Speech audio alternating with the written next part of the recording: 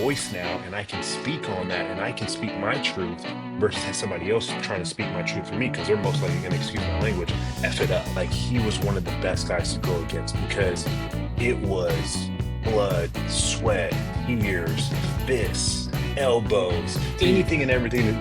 Anything and everything to stop each other. I listened to the message, says Roger Goodell, give me a call back when you get a chance. And I was like, oh crap, am I in really that much trouble? There's a special number that I call that he picks up, that he makes sure he's there. It's so cool, man. I want to welcome to the show one of the most feared defensive players from my era of football, all decade team, all everything, all pro bowl, million times, scared people shitless. Now my buddy, who we hung out with at the Super Bowl, Ndamukong Suh. What's up, dude? Big dog, how are you, man? Good to see you. It's great seeing you. We were just trading notes about, our post-football lives and how exhausting that can be, at least on my end. How are you doing? Are you hitting your stride in the media and that sort of thing? I definitely am, man. It's been crazy. I do like these focal points of my life once a year, and this year, like, it's been crazy. Media has taken over close to 50% of my time, between Sky Sports and my podcast with New York Times Athletic, and just some of my own stuff that I've been diving into myself on the financial literacy side of things on my own channels. Like, it's consuming a lot of my time and energy, but I'm enjoying it. So it's fun, and I get to be home when I'm doing stuff, but also on the road and fun, exciting places as well. So I'm getting ready to be. I was just mentioning head over to the UK. So all these London and Ireland games that are getting ready to happen. Do you find yourself as a guy who has trouble sitting still? For sure. There's this, like, a sickness, but a good sickness of, like, I mean, I'm a busybody. I'm moving left and right. Like, I don't even Yeah. know where the summer went. Like, I have so many different Yeah. projects going on, traveling with the family on vacations, but also doing work. And it's just like, yeah, it's like your energizer buddy that has no off button. And if the off button, it goes to like slow down, but it's still like moving at like 20 miles an hour versus 100 miles an hour. Yeah, even the off season for me, I'm like, my phone's blowing up. I got this project, that project. I want to, you're a renaissance man, dude. That's what I've realized about you. But also, I think that's an important question to ask guys in retirement, because I was always afraid of retirement. I was afraid of it on one end, but then as it drew closer, I got really excited about it. I don't know if you kind Yeah. of shared that sentiment where it was like, man, like, what am I going to do? But also, like, for the first time in my life, what am I going to do?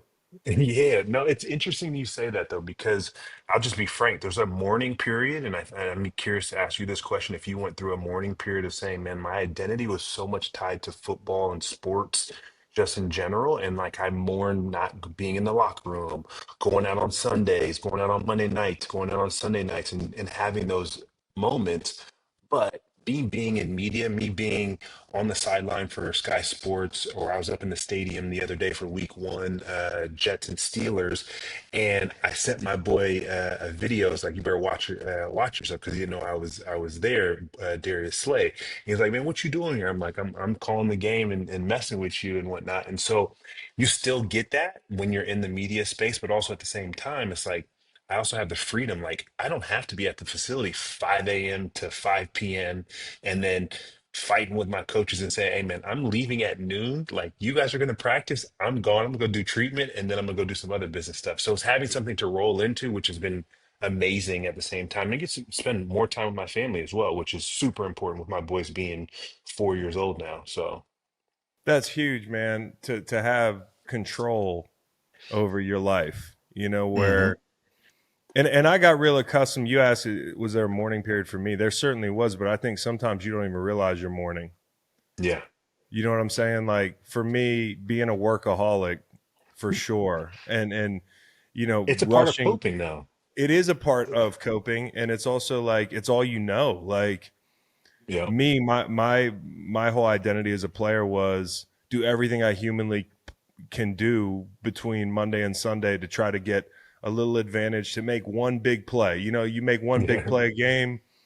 For you were making four or five, but if I could make my one big play a game, like, you had a chance to go where you wanted to go. And I approached this chapter with the same kind of obsessive nature, Hmm. but the biggest thing I've had to learn post retirement was how to let go of that a little bit.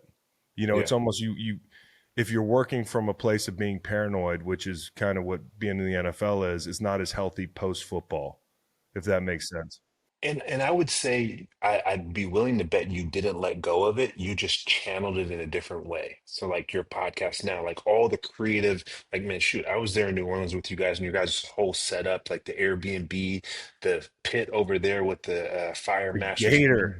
get doing the gator. Like you got all these deals left and right. So you've Yeah. competed to say, hey, I was going to go get sacks, which you got plenty of those in Yeah. Philly and whatnot. Yeah. But then instead of getting sacks, I'm getting this great deal with this company, this beer company, this food company, this grill company, all these different things. So that's your excitement of you having that success and whatnot. And so it's just rechanneling it from that standpoint, and it just looks a little bit different, but it's the same mindset. I wonder if it's the same for you because the one thing is like with success in the media comes more eyeballs and people who you've never met, strangers on the internet talking shit, you know, Yeah. second guessing you, you know, and more than anything, like the better I do at this, the more well known I am, and that's not why I got into it. So I wonder if you kind of struggle with that at all, where it's like, you know, the better you do at your podcast or at Sky Sports, like you're going to be famous Yeah. and you know, I wonder if that's something that like I don't know that there's a tension, an inner tension with you ever. Yeah, so there's definitely a tension there because I'm naturally an introvert and I've only Mhm. embraced being a little bit of an extrovert or being okay with being known and having like, because a lot of people would be like, I love being known. I love doing these different things. I was fortunate enough to play football at a high level, were you. So we were known on our teams, our cities, the states, and across the country from that standpoint. That doesn't fulfill me. What fulfills Yeah. me is when I had my teammate Dominic Raiola reach out to me and say, "Man, I watched your podcast episode, and guess what? Like, I need to connect with you because of Dylan, my son, and what he's about to go through at Nebraska, being the number one quarterback there, getting all these deals, all these different things. We need to set him up, and I don't have the expertise to do it." But I know you can help me Yeah. as my little brother and your nephew. Come take care of your nephew, and he's not going to listen to me. He wants to go buy a Rolex or buy an AP, but if you tell him no, because he knows that you can do it. Like, why are you not wearing that? Why are you wearing an Apple Watch and whatnot? So those are the things I was like, that's why I got into the media space to also be able to say, hey, I have my own voice now and I can speak on that and I can speak my truth versus somebody else trying to speak my truth for me because they're most likely going to excuse my language, F it up.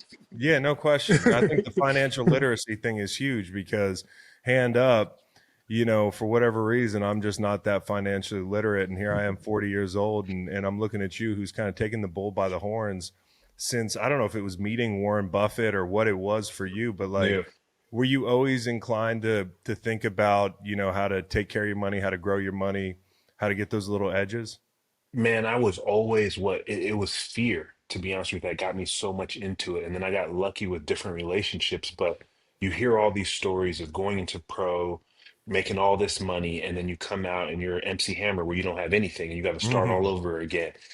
I never wanted to have that. And it's like I have generational wealth now to be able to not only take care of my immediate family of my mom, my dad, my sisters, all these different things, but also my kids, my wife's family, and all these different things. How can I set people up, not enable them, but set them up to have success off of leveraging what I've been able to create? And I didn't create this by myself. All these people helped me create this. My mom, my dad, my wife, my sisters, all these different people from that standpoint. So yes, Warren Buffett was one, but the real person that really got me into the bug was Joe Moglia. He was the chairman of TD Ameritrade. He was a football coach as well at Nebraska as an interim, and then he ended up going off and being at Coastal Carolina. But he took me in his office right after my senior year, and I just finished. I was graduating, and I was getting ready to do some grad classes that spring, and I was training. Took me to his office in Omaha and showed me his budget, and I'm like, "Wow, you spend like 50, 60, $70,000 a month?" And you've got all these houses and like all these different things. Like I'm showing this not to be impressive. I'm showing you because this is going to be your life. And I was like, there's no way. I'm in Lincoln, Nebraska. I spend $1,500 on rent and Hmm. my HOA fees and all these different things. And he was like, trust me, like you're going to grow and you're going to understand where all this comes. And I just want you to see this template. You can take a blank sheet of a copy of it. I'll give you one but I want you to see my actual one. And I still use that crazy. I still use that template to this day, every single year. I go back through that budget to add up all my stuff. Things have moved and shift because I got kids and stuff. He doesn't have kids. Or he doesn't have to deal with his kids anymore. So his budget was a little different at that time. So those are the things like how I got that bug, and then wanting to get that information and not just hold it. I want to pass it along. Yeah. Well, you're doing a great job of it. I do want to circle back to your new podcast, No Free Lunch and that sort of thing. But, Yeah. this being a football podcast, it's so fucking funny because I could have you on here for 90 minutes talking about finance and just the off the field stuff. But people want to know about the guy inside the helmet naturally. Yeah. And for me, I mean, I didn't know you. You came Yeah. on you came on a visit. I think you visited St. Louis in Yep. 10, and that Hmm. would have been a lot of fucking fun. Yeah. Um, They you know, wanted a you, quarterback for some reason. they always want a quarterback. But you, man, you would have fit in real good with our group, and we loved watching you play. And I just wonder, like, I've heard you talk about this, like the NFL needing a villain, and you filling that role maybe a little bit willingly. Do you ever think it's fucked up that people kind of they categorize you like that when they've never met you? And in the NFL, there's guys that have done terrible shit off the field for eons, and we embrace them. But you, because whether you meant to or not, we'll talk about that, did some things that maybe were a little over the line. But to me, that just doesn't make sense. Like I mean, I think you're my best advocate at the end of the day, and people like you are my best advocate because, one, if I'm not pissing you off as an offense and as a fan because I'm destroying or I'm smacking the hell out of your quarterback or your running back or your offensive lineman, whatever that person is that's in my way to creating success and winning a game, I'm not doing my job. So without question, I think there was bias against me, definitely coined and understood later on in my career. And I think Phil Knight was probably the best person to, when I did have that incident in 2011, which I lost my cool. I can admit that. But there was a lot that led up to that and why that guy got that particular treatment, for him punching me in my face. And then I had to put his head into the ground a couple times. But ultimately, it was an opportunity for me to embrace it and also go through my career and say, hey, I'm going to continue to be this villain, but it's not gonna translate to what my character is off the field and who I'm as a human being. But between these white lines, you are not to like me, and especially if you're on the other side and wearing a different colored jersey from that standpoint, because I think the best compliment, you just said it, I would have fit in great with you guys in St. Louis or Philly or wherever it may be. All of my teammates, like I just got text messages yesterday. Hey man, one of my old teams, the linebacker, old school dude, they can probably figure it out. He texted me, man, you want to come back and play three technique? I was like, one, I'm probably too expensive for you guys right now at this day and age. And two, I'm only practicing once a week. So coach is probably not going to be happy with that. And he already knows how I roll. I think I know who it is. Did they play last night? They didn't play last night. Oh, They played on Sunday afternoon. They played at home. So I'll let you okay. figure that one out. Golly. Okay. All I right. happen to win a championship with them. Oh, okay. That makes a lot of sense. I mean, maybe they just lost a young, talented defensive tackle. Um, man, because this is really illuminating, for people to hear you talk and like sit down with you. I'd never really like hung out with you. And then at the Super Bowl is the funniest thing because you, Vita, myself, my buddy Nate, Bo Allen, we're all sitting in the back by the pool just shooting the shit. And there's just so much depth, when it comes to your interests, when it comes to the way you conduct yourself. Like you're just so soft spoken in a lot of ways. But like there's this preconceived notion of who you are because of the way you played the game. And the way you played the game is you played the game like guys that we celebrated for decades For sure. Yep. and Paying and and, homage to them. and paid homage to him. It's like the Myles Garrett thing where Miles hit Mason Rudolph with the helmet and we acted like we'd never seen that happen ever in sports. We'd never seen and he was the worst guy in the world and he should never be able to play again. And you rewind 10, 20 years, like 5 years, we've seen that happen in training camp. All the So time. it's just Aaron It's an Donald did it. Like everybody's had an incident in some form or fashion. It's just whether you want to paint them as the villain forever or not. And it's funny that you even bring up that with Miles Garrett. Like I totally forgot about that because again, it was this much of his career. yes, Not even an inch. It was like a centimeter of his career, and he yeah, should be defined by that. Like he's yeah. done way more for the game than that particular incident. Yes, of course, he made a mistake, no question. Should have been punished for it, as should everybody else should if they're in that situation. But don't let that define that man. What was the biggest fine you got hit with? And did you have an interesting relationship with was it Gene Upshaw at the time? No, so it was Runyon? my relationship was with the commissioner. It Oh, got so to most of the they time. just they skipped So the normal formalities and they fucking the head man called you. it was. I got a call from a New York number one day. This was I forgot what year it was. I think it might have been 2012.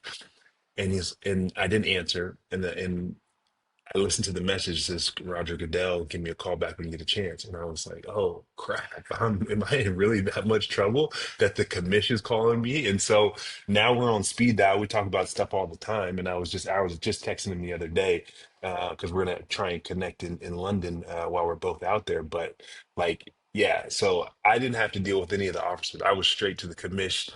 Straight to the principal's office, like this is your punishment, bro, and let's try and clean this up. Like I like you, you're great for the game, but we gotta stick within this player safety side of things. And some of these things and just to be frank, which I always appreciated about him, is like there's going to be a higher microscope on you because everybody's seen you in the past, and so I have to be harder on you. And honestly, my mom taught me that. It's like you're a bigger kid, you're gonna have different rules that are gonna go against you and whatever it is. And that's a blessing and a curse at the same time. So take that high praise, but you got to be on your P's and Q's. Were you always the biggest kid? Yeah, man. I was a baby. I was 10'6", coming out the Woo! womb. So bless my mom's heart. And then Yeah. like I've always just been a big kid, man. And my boys, like I'm looking at them now, and like we just had people over at our house the other day, or last night, and they're like super shy around people when they first meet them, but they think they're like 7 and 8. They're only 4 because they're so big. I know what you mean. And Yeah, people be like, "Why didn't your kid, talk as much or whatever?" I'm like, "He's 2." yeah, Like you think he's 5. He's, and I got a brother, obviously, Kyle, who you banged heads with, yeah. who's always been the Loved big our kid. battles. And you guys had some great battles, and that was my lens into watching you a lot because Kyle, when they drafted him, they were like, "Hey, we're gonna try to help you solve the Ndamukong Suh problem," and he was like, "Oh fuck," it's like basically like he's storming the beach in Normandy. They're like, "Hey, good luck," So he really took that to heart, and I loved watching y'all's battles. And he was a big physical player, and you were a physical For player. sure. My favorite thing about that Super Bowl deal was Kyle walks into the backyard and we're all sitting there and I'm watching you guys dap up, and I don't think you've really hung out since those No. battles or spoken in person, but to me it was such a cool moment because that's what our game is about. Yeah. Ultimately, if we can respect each other, try to kill each other for 3 hours on Sunday, but at the end of the day, if we respect each other, that's what the brotherhood of the NFL is about. And that was a really cool moment seeing y'all get together with all Yeah. that shit behind you.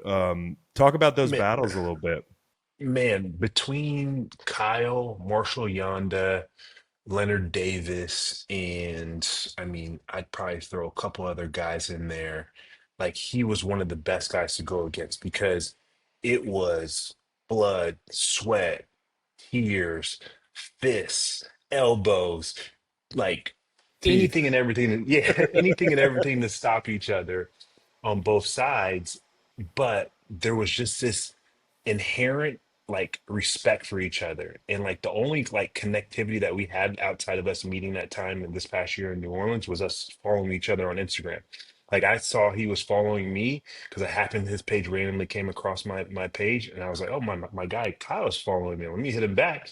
And like that was our only, but it was just a mutual respect there between each other. And then like it was like we were best friends that first time meeting and just talking. It's like being able to relive those battles because we didn't really like talk shit, excuse me, our language between each other. It was just like I'm at your neck and I know you're at mine. And we're nothing dirty, nothing of that nature. But if I'm gonna get you, I'm gonna get you, and vice versa. If he can get me, he's gonna try and dump me. But we weren't trying to hurt anything. But like I love going against him. Like it was a pain in the ass, some sore games, sore after those games, but Hmm. like it was fun to go against each other for sure. Guys didn't make the mistake of talking shit to you, did they? Oh, for sure. Like Taylor Lewan, who played for, I'm sure you beat him into the a pulp a couple times, but he was No, with because I was a Tennessee. left end. I stayed over on the Oh left yeah, because I yeah, was. that is But yeah, Lawan, yeah, he talked shit to yeah, you. all the time. And his teammates would be like, bro, shut the hell up. Like, don't wake him up. Don't piss him off because you get to see him maybe 5 or 10 times during the game. And so, like, there'd be a handful of guys that would do it. And, like, I knew what they were trying to do, trying to get me out of my game. But ultimately, it's like, I also had a bunch of young pups as I got older that would chirp back for me and we would just have fun and play with it. So, You just touched on something interesting, the strategy of let me get this guy off his game. We saw, and obviously you spent time in Philly. yeah. I'm very close with those guys, and I don't know Jalen Carter as well, but I think he's fantastic. I think he's got Hmm. his ceiling so fucking high. But you see, the first thing we see this year is him losing his cool and Yeah, Dak spitting on the ground. And I'm thinking at least 30% of that is bait him. for You know, sure.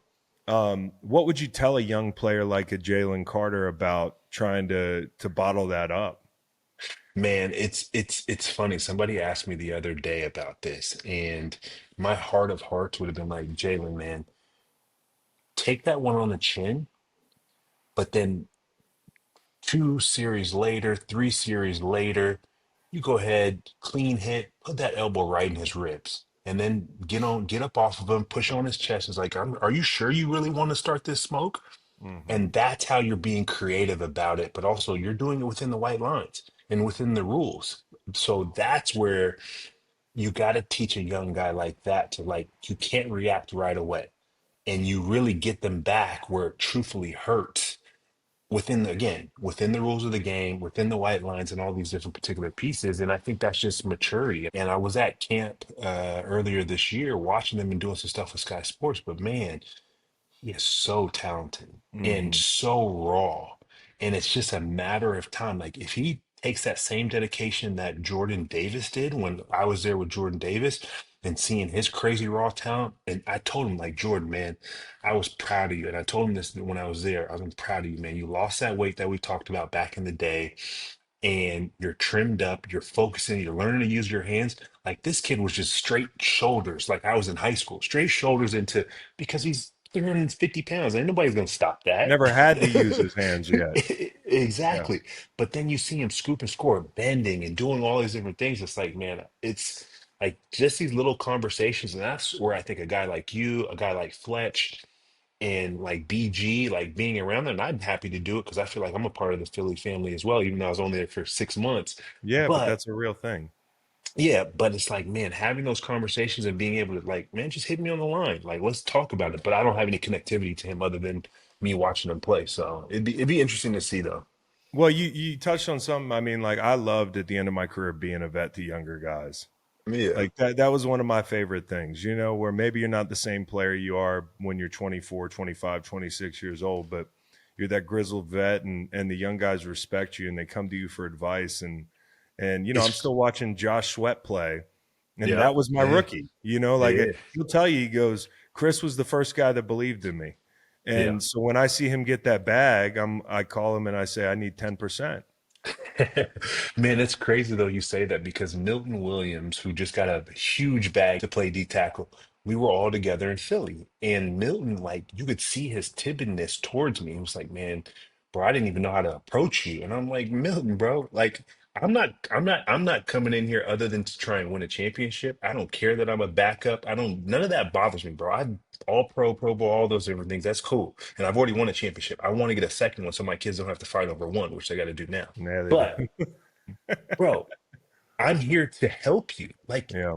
you go get snaps, go get these different things. I'm gonna teach you all these different things. And so once he saw that, and he saw that, like, yo, I'm not here to like take anything from you other than to advance you, because the better you are, the better off I am. And Yeah. us as a collective group, so then we can go hopefully win this championship. And so it was super interesting to see like how those dudes started to open up and realize it.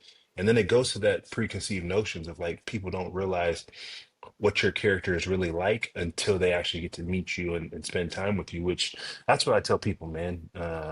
Don't judge me until you get to actually get to know me and have a conversation with me.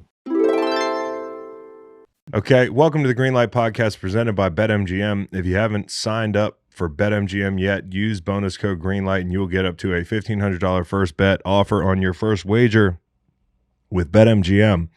Just download the BetMGM app and sign up using bonus code GREENLIGHT to deposit at least $10 and place your first wager on any game. If that bet loses, you will receive up to $1,500 in bonus bets when using bonus code GREENLIGHT at sign up. Then get access to second chance promos, odds boost tokens, same game parlays, BetMGM original bets, and so much more. BetMGM, make it legendary. You got to play in 3 Super Bowls. You got to play in well, we'll start with the Eagles Super Bowl where you guys go play the Chiefs. And I guess the thing that I'm curious about is, well, let me back up. There's 3 Super Bowls, 3 different teams. So Yeah. you're on the Rams when they play the Patriots. You're on the Eagles when they play the Chiefs. You're on the Bucks when they play the Chiefs. Did the approaches organizationally to that big game strike you as different? And what were the mindsets or the do's and don'ts Hmm. preparing for a Super Bowl, having seen 3 different, very unique Yeah. organizations? I would say all three of them were different, especially the COVID one with Tampa, just because it was COVID time That and was like it super was just weird. Yeah. absolutely, yeah, it was just an oddball. Like I was swabbing in my brain for COVID drops Yeah. before I'm playing the Yeah. game and stuff like that. But so outside of that, like I would say every single organization was different in how they approached it.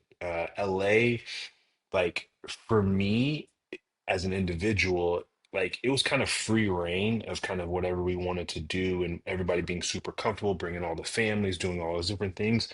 And crazy enough, like COVID was a great situation from that standpoint. I didn't have to worry about bringing family out and doing all those different things and buying a billion tickets, which I did in the first game. Not saying it was a distraction, but I got to be laser focused on the game and my craft and what I needed to do, which I think was great for our team and what we needed to do. Not saying that we were distracted because of that when we played in LA, but I also think we got out coached, and there's some other different things that happened during that Super Bowl. Um, and then, I mean, Philly, man, I think they had the best combination of both of those. We had that discipline, that focus, but we were also, hey, we also want you to understand you need to enjoy your families and do these different things. But when it's time to go do business, lock in, focus, do all these different things. And so that approach of being able to have fun, get everything done the week before, and then just refine stuff when we're there, but also being able to spend time with your families. And I was fortunate enough, man, I didn't have to stay at the hotel. I rent to the house in AZ, spent time with my family. Said my coach was just like, be on time, make sure you're good. I know you're renting a car, and all those different things, but all I ask is for you to be on time and be at workouts when we need you to be there. You're a vet. So those are the types of things that I think when you have quality coaching and you can trust your players, you can have those special opportunities to grow as a overall team. Did you sense that, you know, how D coordinators can be kind of the scariest person in the building leading up Yeah, to a big game, and you're yeah. getting ready to play Mahomes in 2 of them and Brady in 1 of them? Do you feel like there's a fear in those 2 weeks that kind of, you know, that exists in the building when you're getting ready to play a Brady or a Mahomes? Man, I remember going against Brady for sure. Joe Barry is probably he wasn't our defensive coordinator. He was our linebackers coach. Forgot our DC. It was Wade Phillips, Wade, yeah, and Joe Barry was the best man. Like that was best cool. coach. He was like on top of everything, boisterous, all these different things. Got us. definitely lined up and where we needed to be. And I think that's why we were at where we were and being able to hold them to 13 points, which we should have easily won that game. Yeah. And honestly, again, this is just my opinion. We got out coached on the offensive side of the ball, and we didn't stay true to where we had success earlier on in that playoff, where we had 200 plus rushing yards on Dallas and 150 against New Orleans. And then we just thought we were just going to go air it out against Belichick and company, and that wasn't going to be the case, and that didn't happen. And obviously, we lost. But then you turn around and you go to a winning Super Bowl, like where I give all the credit to Bowles. He had the understanding of they kicked our butt earlier on in that year. We need to do something different. So we played Tampa too, and I told him, I was like, man, trust us up front. We will shut down this run, and you guys got to cover these receivers and take away the first read. And then it's on us to sack that quarterback and get him chasing sideline to sideline. And that's what we were able to do. And so when I had that vision of understanding that's what we needed to do as well when we played against Philly well, it was Philly versus KC, same mindset, but for whatever reason, we just got away from our game plan. And again, we got out coached on the defensive side of the ball with some creative stuff that Andy Reid did. I thought the surface really affected the outcome of that game. I'm not saying, like this and Yeah. oh, Philly should have won it, like KC won it fair and square. hmm But I thought the surface was something that at least analysts and fans were talking about a great deal. Yeah, it was definitely a part of it, but we knew that post halftime, Yeah. and you had plenty of time to adjust and adapt to those different things. And I don't know if you go through this, but at least when I played on terrible services, being in Chicago, like late Change in your the change your year, spikes, yeah. change your spikes and you change a little bit of way you play. You're a little bit more heavy footed and full foot versus playing on the edge where you know, hey, I got good turf. I can bend it and dip and do it. I'm changing the way I'm rushing and doing some different things just inherently because I don't want to slip and bust my ankle or bust my knee open because I'm playing on the edges of my cleats. So that's where it's like, yes, it's an issue, but also at the same time, you got to be an elite athlete and adjust and adapt to that. That's why I thought it was more of out coaching and us changing our game plan versus sticking to what got us there. You mentioned, the Tampa Super Bowl and the vibe there, and that just ended up being a hey, the D line took the game over. Kansas City had some injuries, and I don't know if there's a Yeah, point in that week where you realize. I know you said you went to bowls, but is there a point in the week where you realize, hey, we got these fucking guys? no question, man. I would say watching film probably that last week on that Wednesday or Thursday, because we'd already installed and done that the week before. But just looking at their injury report, and you didn't want to say it, but you felt it and you saw it. Mm-hmm. We don't deserve to win this game if we don't destroy this offensive line. Mm-hmm. And it's on us. Like we were basically just sitting there looking at each other. It's like me, Vita, JPP, Shaq. I'm trying Levante David, Devin White, because they were in our blitz packages and they would be coming Yeah. alongside some that sometimes they would add depending on if Travis Kelsey was staying in or not and whatnot. So they'd have to understand being that fifth rusher for us. And even some of our young guys, they're like, man, we got an opportunity to actually play well and do some things. And like, we deserve to lose this game if we don't destroy that offensive line. And you saw what happened. Yes, we did, bro. It was ugly. The thing about Tampa is you played with Tom Brady, and I saw recently where you and him were talking, and there was a story where you sacked him, and you got up and said, "I'm not your fucking friend." Uh, and Yeah, and, those and are we've talked about respect, and we've talked about enjoying battles with other players, but for you, were you a jersey trade guy, or was that a no for you as well? no, man. That's If you- crazy. That's I wild. There's so was many great jerseys. I got great jerseys in my garage, bro. No, and I think I definitely missed out on that side of things, and more so now I'm Caleb Williamson, my boys' jerseys. Like that's like my new version of swapping jerseys from that That's cool. standpoint and Yeah. things like that. Like because they love it. They're like, "Whoa, we got a signed jersey!" Like, and they're excited. So I think that's my new version of being able to swap jerseys. But like Tom, I mean, to that comment, like I feel like I played him almost every single year when I was in the league, and this was when we were in Miami, and there was just this hate love relationship between New England and Miami, and we always went typically 1-for-1 unless we really sucked in Miami, which was only I think 1 year that I was there that we really sucked, where we lost to them twice, and so he was very strategic. Everybody loved him as they should. He's a GOAT, but he would try and butter up the D lineman. And I was like, bro, I know what you're trying to do. I'm not your friend. So stop, just stop it. I'm gonna if your offensive lineman gives me the opportunity to see your arm or see your leg or hit you, I'm driving straight through you. So you better Yeah, get rid of the ball and get yeah. that tuck rule back in effect. Brady wanted to be buddy buddy with you. He was like, "Yeah, Sue, should I be investing in emerging markets?" Or he's trying to get into the talk shop with you. That's funny as fuck. The Philly year you were there, you'd already won a ring, and my buddy Robert Quinn's there. Yeah. I think Linval was there, so there was this collection of vets having the security of having your ring.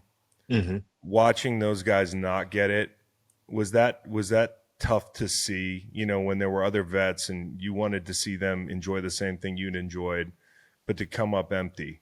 Yeah, man, it was definitely tough to see that. And I think that was something that was definitely a big part of it is being able to share that moment and know we were so close. All we got to do is not take our foot off the gas and continue to run through this team as we were.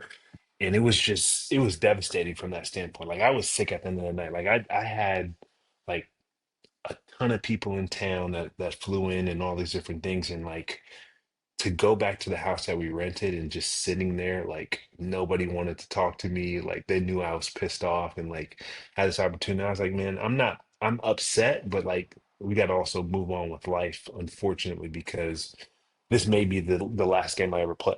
And it ended up being, That was it. yeah, yep. Damn. Well, we talk about the Super Bowls. There's one team that I've heard you talk about as a team that maybe should have been one of those teams, and that was the 14 Lions team. Yeah. Um, what was it about that group that you look back on and it holds a place dear to your heart? Man, that 14 defensive line was special. Myself, Ziggy Ansah, I mean, there was so many different Nick Fairley, like DeAndre Levy, like Slay was on that team, Glover Quinn. I mean, Coach Caldwell being our head coach, like Calvin, Dom, Raiola, like there were so many special people on that team. It was just criminal how we got that that game taken away from us in the playoffs. And like I was trying to do anything and everything in my power alongside everybody else to just will us past that situation. But unfortunately it happened when it happened. And ultimately, like that was a special group. And we still have our group chat to this day. We still in there every now and then, dudes wishing happy birthdays, talking nonsense every now and then. But like it was just a special group. And we were an elite. I mean, I think we should have been number one. I think we ended up being number two overall defenses in the that year. But I mean, I think we set a NFL record in like 75 rushing yards on average of what we gave up. And then we were maybe like I don't know how many passing yards, but that's where I think we lost it. But we were right behind Seattle, I think is where we ended up on overall defense. Well, it's funny. I do think people forget about that group, but Ansa, when he was on, was a dog, dude. He didn't. The success didn't last as long with him. I guess it was maybe injuries and that sort of thing. But yeah, fun team. And then the one guy I remembered that you played with in Detroit was Kyle Vanden, who was my Yeah. Bosch was my goat. Like he Yeah. was my genre, Yeah. and White chocolate. yeah, high motor and he wore the red contacts and shit. Did he wear the red Yeah, contacts in Detroit? for sure. Yeah, he So, did. No. so You know he's when in I Nebraska great now. he is, and Yeah. when I was in college, back in the DVD days, my dad got me a Kyle Vanden DVD, which is end zone film of him, and that was Yeah. the one guy I watched, and I just loved his. I mean, it's cliche, but he just never gave up on a play. He At played all. with an intensity that was second to none, and I just wonder what kind of a guy he was because I never really got to meet him. No, he was a great dude. So interesting enough, I got drafted by them. He was there. He had signed. He stole my number 93. And I was like, there's no way he's giving it to me, or I'm gonna be able to buy it from him. He was like, he called me that same day I got drafted and said, man, I hope you're ready to work. You're not getting this jersey number, but let's go have some fun. He said that. Yeah. So that's why I went and wore 90 in Detroit. And then but Kyle, man, almost I wouldn't say I resented him, but there was times early on in my career, like my rookie season, I was like mad at him because, bro, you just don't stop. Like I'm Mhm. tired. Like, but coach Coach Kasur, who was our D line Kasurek. coach, yeah, Yeah. Zurich was like, Sue, I don't care what you have to say. You have to do everything Kyle does. It's like, this is bull. Like, man, Yeah.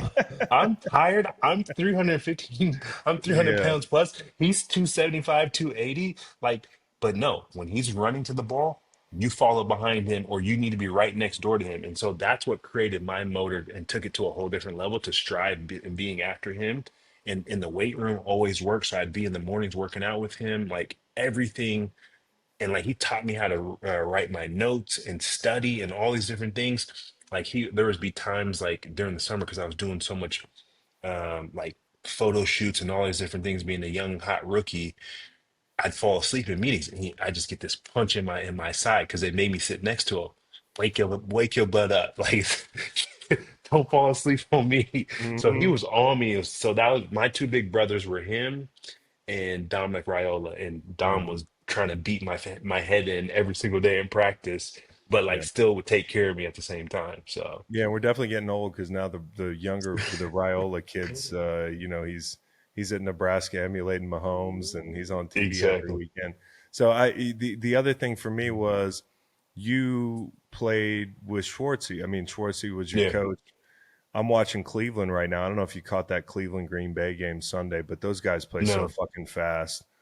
That defense is truly up front. It's like, and I mean this, I know there's stuff going on behind the front, but yeah, like you don't need to know shit. It's see ball, at get all. ball, rush, Mm, crush, close. It's probably the most underrated and funnest defense to play in Yeah, because guess what? The defensive alignment are never wrong. The linebackers and the DBs, you got to fill in for them. If he yeah, crushes and closes the A and hmm, B gap, you got to get to the C gap, vice versa. So don't look at these dudes, but also on the flip side, defensive alignment, or if you are not creating havoc and slowing down the running back or slowing down the quarterback, it's on you. So it yeah, works hand in hand together, and that's why you got to have a really good defensive coordinator like Schwartz that knows how to find the right players that can play off of it. That's why DeAndre Levy and all those guys had so much success. We were just destroying stuff, and he would just fill off of us. He would just pat, slide down, and then get, especially when run play, and this clean up after us or whatever. The only thing we'd be mad about is like, man, don't jump on our sacks. Keep your yeah. butt Don't back do there. that. Yeah. Don't do that because I'm gonna turn it in. Yeah. Who was the who? Oh, Delmas. Did you play with Delmas? Yeah. Delmas was Bro, he was in like Detroit. fuck. He was Yeah. like a Bob Sanders, bro. He was a missile coming down. And I Oh, told Delmas, if you ever hit me in my back again, open your eyes. You hit me in the back again, I'm gonna beat you up on this field. Because you he can was a definitely tell missile coming down. some of the guys that go boom with their Yeah. eyes closed, man. Yeah. But that dude was a dog, man. The other spot that I had to ask you about from a coaching tree standpoint was when you were in Miami, they had Dan Campbell on staff, Yep. and I think Kelvin Sheppard was on the team. Did Yeah. you?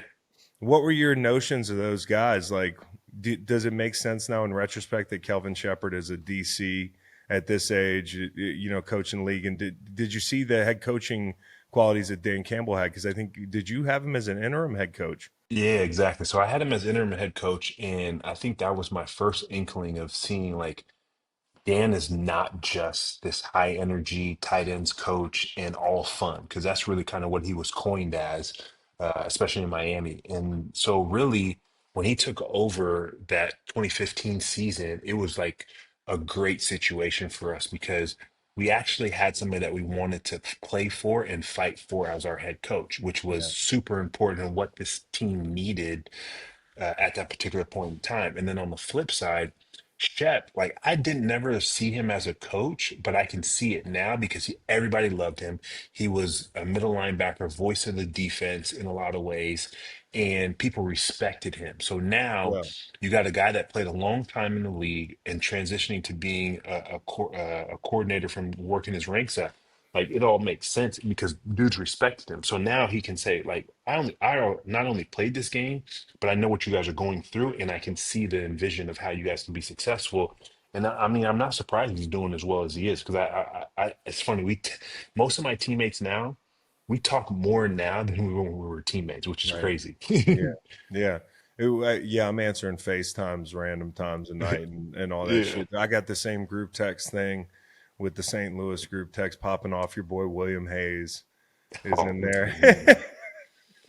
no, he was down in Miami when I think it was in 16 year he was down there with me. But That's yeah, right. That's right. He loves yeah. you, but Will Hayes, Will yeah, is one of a kind, bro. no So, question.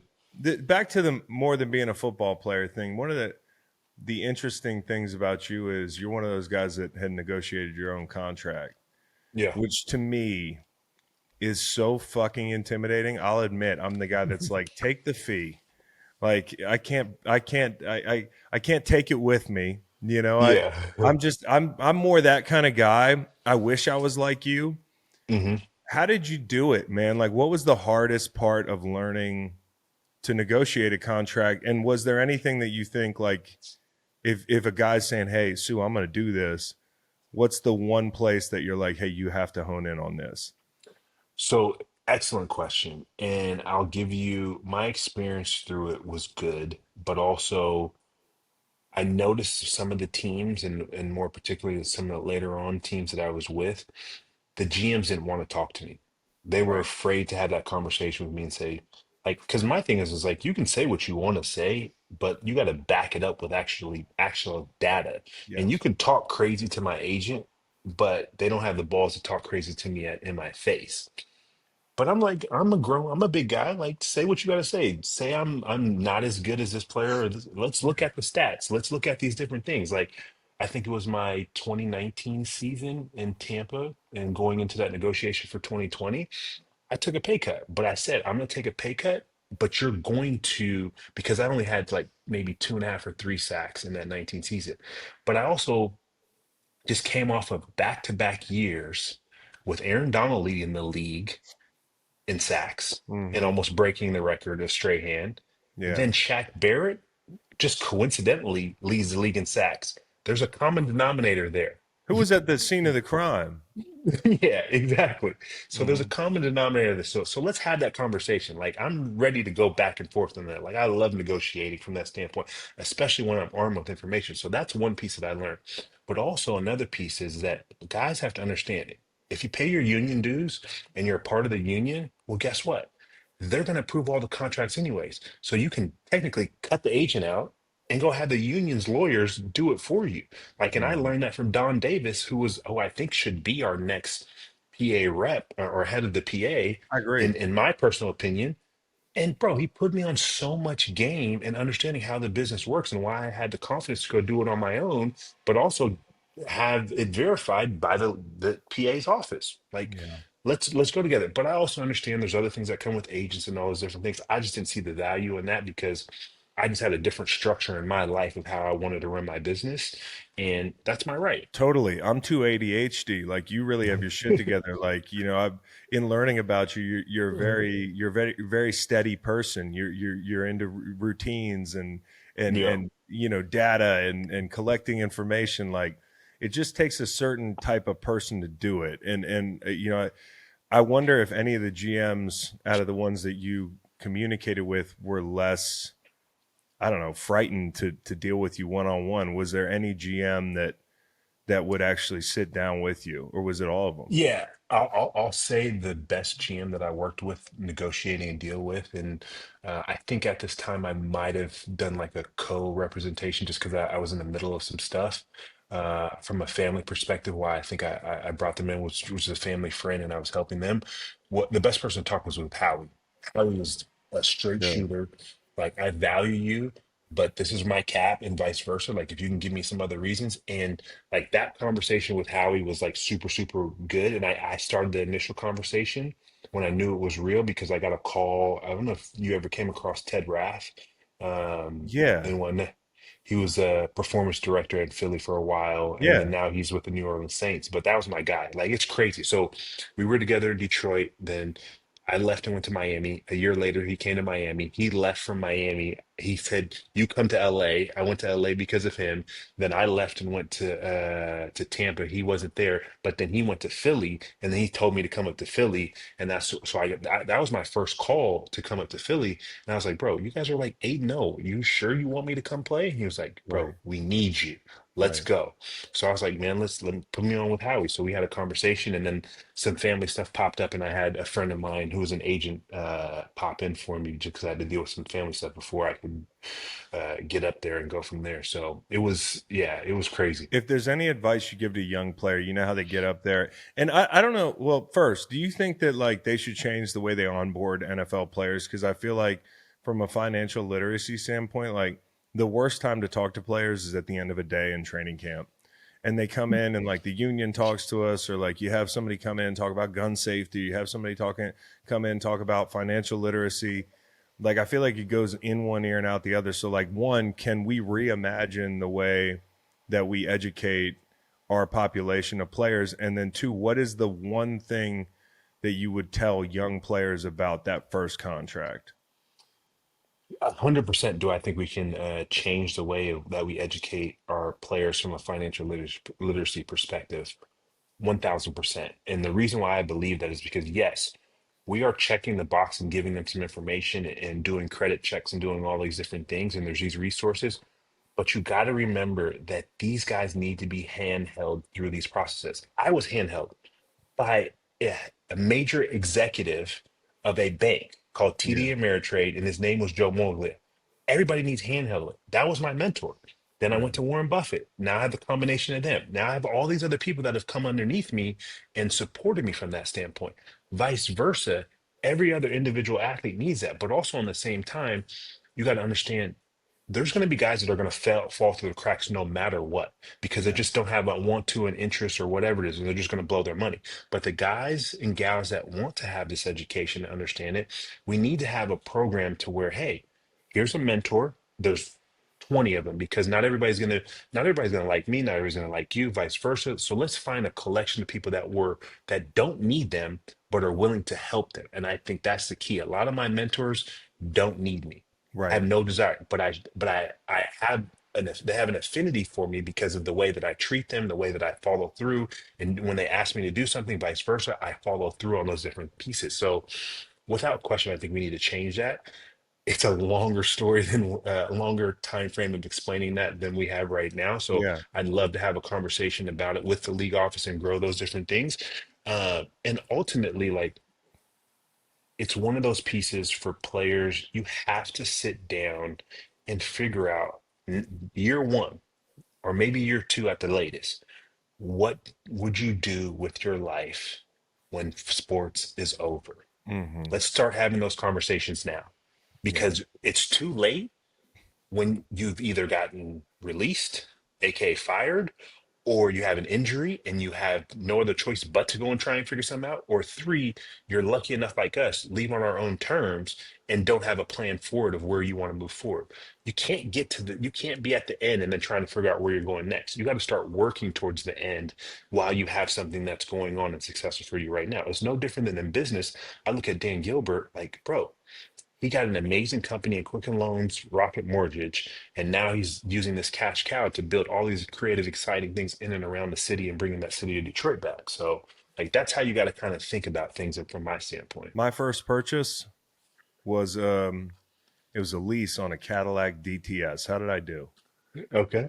I like it. You leased, Exactly. you waited, like, because guess what? As soon as you took that car off the lot, it went down in value. I know. I just can never get over Mhm. like, hey, I'm not an expensive car guy, and maybe that's just Mhm. is not a fetish of mine. But like, dude, spending a half a mil on a car, like So I'll, I test drove a Rolls Royce once because I was going through kind of a midlife crisis at like yeah. 28 or 29, and I drove it off the lot, and I'm like, I'm so afraid to scuff the fucking fender. Like I can't even drive this thing. Like, how do I in good conscience drive this house?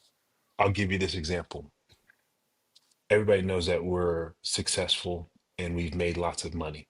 Yeah. The Cullinan in 2018 came out, Rolls-Royce Cullinan, the big boy truck. Mm-hmm. There was two teammates I was playing with in LA, bought them out cash, pulled up, flexing, doing all these different things. That's cool. 2 days later, because I had to wait a couple days later to get mine, I got mine. Guess what? Mine was free. It was a lease. I had a deal. Then guess what? We go to What? the Super Bowl. I got a deal with Rolls Royce at the Super Bowl. So I had a Dawn, a Rolls Royce Cullinan, and a hardtop, I think Ghost. Mm. We were fitted as a family with cars, and we had a couple joints that we rented Suburbans wise for our security, Like the walking, royal running, family, bro. yeah, running around in Atlanta. So that's the Golly. difference of saying I got to enjoy the same thing you did. I just happened to do it for my with my name, image, and likeness, and you dropped 500 bands. I got the same enjoyment. But who lost? Not saying he lost out or they lost out, but which is penny wise, pound foolish. You're using your brand. You're not opening the wallet. Yeah, and Yeah. you said name, image, and likeness. The last thing I do want to ask you about is with the way college football has changed. And I'm like, I've always been the one where it's like, if we live in a free market society, then it Yeah, needs to be that way for fucking 18-year-old kids too. for sure. If they're cooking the meal, they need at least part of the bill, right? Yeah. And that's got to trickle down to them and the whole thing. But it almost feels like an atmosphere where predatory people are lurking right Yeah. now around college football because these guys are young, they're getting bags, they're not thinking about the things that you're talking about probably, and I can guarantee you with no union and no structure around the college football population, there's no onboarding the way we talk Yeah. about it. As imperfect as the NFL is, at least there is an entity that is looking out for you. How do we improve that process for young players who haven't even gotten their first NFL check yet? I think it's going to be an interesting conversation. It's something that I'm actually excited to work on. There's a group that I'm looking to join here shortly that I think will solve this problem with the NIL side of stuff and the structure of being able to create something that is going to, because college football is going to get to a position to where it doesn't make sense for these Power Five groups to be all separated. They need to be come together as one and be able to share these funds. And it's going to be interesting to see how the conferences and the commissioners decide to see that that's going to be the best thing for them to have power in numbers. No different that the every single NFL team is its own entity, but they come under the shield when it's time to negotiate that contract with the Mm-hmm. TV rights and get billions and billions of dollars that then trickles down to an equal share between all of those teams. It's a bigger pot. It's the college football is exactly the same, if not even more powerful because of the fandom behind them. And Mm-hmm. Michigan, Nebraska, Ohio State, Penn State, like Penn State, like at times they suck. Nebraska, at times they suck. But the fan bases, bro, we're on our 400 and like second consecutive sold out. That's Like insane. that's crazy. I sit in But the upper deck at Virginia because the upper level's always open. yeah, but that is the power of it. And if you can pull all that together, the TV people are not going to like it. But I'm willing to bet Amazon, Apple, potentially Disney, all these groups are going to potentially pay for that if it all comes under one envelope. And there's ways to be able to have college football have that power to be able to get that money. Because then guess what? We talk about Title IX, we talk about these other pieces. That's how we can take care of, well, at least our women's volleyball, they take care of themselves because they're elite. But Yeah. women's volleyball, softball, basketball, whatever it may be, all these other sports, our bowling team is cold, but they're not making their own money. Football's Y'all feeding got a them. bowling So team? Oh yeah, national champions. Don't sleep on us. Ooh, I would never. Wrestling. Yeah, wrestling. All these things. But you make football the focal point and it feeds all these other sports for them to be successful and have the money to do it. But if we're all fragmented, then guess what? The person that wins in that situation is the TV rights, folks, because now I'm just doing a deal for the Big Ten or I'm doing a deal for the Big 12 that I don't even think even it really exists except for two teams. Like, so Yeah. now just bring it all together, have a system. It's going to be collective bargaining in some form or fashion for the players to get their fair share as they should and go from there. And so I think it'd be interesting to see how that comes together. But I think a big linchpin of that is going to be the commissioners and of the Big Ten, the 12, SEC, and all that stuff together because they're going to have to work together and become one. Is it true Warren Buffett doesn't have a cell phone? That's what I'm thinking about right now. Dude, It, that's it so is. fucking cool. This is the last thing we're gonna talk about before I let you go. But like, if you got to get a hold of him, what do you like? Page him, So I either email his EA, Miss Debbie, who's amazing, Miss Debbie. um, Shout out. or when we set up a call, there's a special number that I call that he picks up, that he makes sure he's there. It's so cool, man. I want to throw my cell phone into the bottom of the ocean, man. So one day I want to be like Warren Buffett. I don't even need the money. I just want a landline, bro. Um, Yeah. Ndamukong Suh on Green Light. We got to do it again, dude. It's been a pleasure and a lot of fun getting to know you off the field, dude.